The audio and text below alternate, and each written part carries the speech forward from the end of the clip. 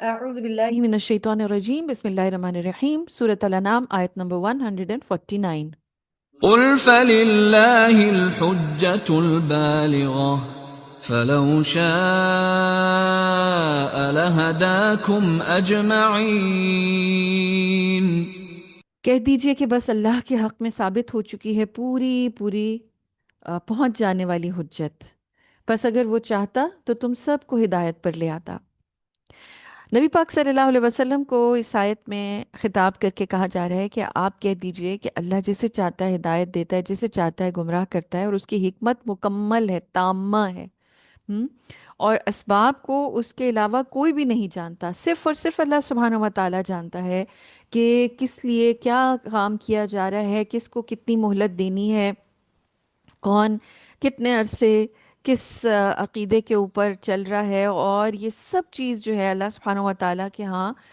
لکھی ہوئی ہے۔ اور اصل بات یہ ہے کہ اگر وہ چاہتا تو تمام بنی نوع انسان کو ہدایت کی راہ پر ڈال دیتا، زبردستی ان کو ایک روبوٹس کی طرح پروگرام کر دیتا کہ بس انہوں نے جو ہے وہ اس کے اوپر عمل کرنا ہے۔ جیسے کہ سورۃ الانعام کی آیت نمبر 35 کے اندر اللہ تعالیٰ فرماتے ہیں وَلَوْ شَاءَ اللَّهُ لَجَمَعَهُمْ عَلَى الْهُدَى، اور اگر اللہ چاہتا تو سب کو راہ ہدایت پر جمع کر دیتا۔ یعنی کہ اللہ سبحانہ و تعالیٰ اگر چاہتا تو کسی کو فری ول نہ دیتا، کسی کو چوز کرنے کی جو ایک آپشن دے دی ہے اللہ تعالیٰ نے، صحیح اور غلط کا خود سے پرکھ کے جو ہے وہ اس کے اوپر معیار کو، اور پھر یہ ایک جو امتحان چل رہا ہے وہ کوئی امتحان نہ لیا جاتا بلکہ زبردستی سب کو اس چیز کے اوپر ڈال دیا جاتا۔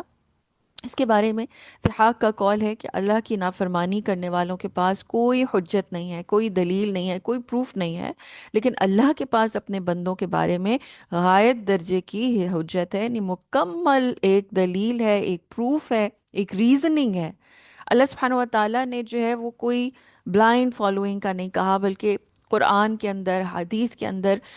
کلیئر پروفز رکھ دیے ہیں۔ اس پوری کائنات کے اندر کلیئر پروفز رکھتی ہیں، آیات رکھتی ہیں، اور آیات جو ہے جیسے نشانیوں کو کہا جاتا ہے، تو قرآن کے اندر بھی یہ آیات موجود ہیں، اور پوری کائنات میں جو آیات کونیہ ہیں، تو ایک تو یہ آیات کونیہ جو پوری کائنات میں بکھری ہوئی ہیں، جو ایک ایک چیز جو ہے وہ اس چیز کے اوپر گواہی دیتی ہے کہ ہم نے اللہ سبحانہ و تعالیٰ ہی کی عبادت کرنی ہے۔ ایک وہی خالق ہے، وہی ایک اکیلا مالک ہے، وہی ایک اکیلا جو ہے وہ مدبر ہے، وہی رب ہے۔ اور پھر یہ آیات شرعیہ جو اس قرآن کے اندر لکھی ہوئی ہیں، جو یہ دلیل ہے، جو حجت ہے، جو پروف ہے،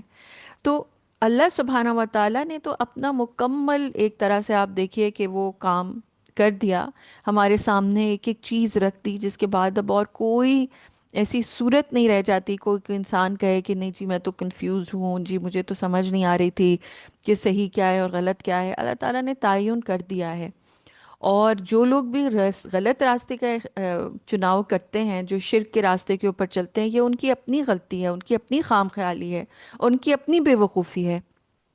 جو حق کو پہچانتے نہیں ہیں۔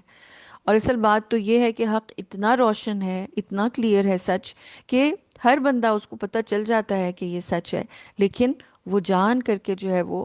ایول کا چناؤ کرتا ہے اور غلط راستے کے اوپر چلتا ہے۔ تو اللہ تعالیٰ نے تو ہمیں راستہ دکھا دیا اور چوائس دے دی، اب ہمارے اوپر ہے کہ ہم کس طرح سے اس کو لے کے چلیں گے اور کس طرح سے اس کا فائدہ اٹھائیں گے۔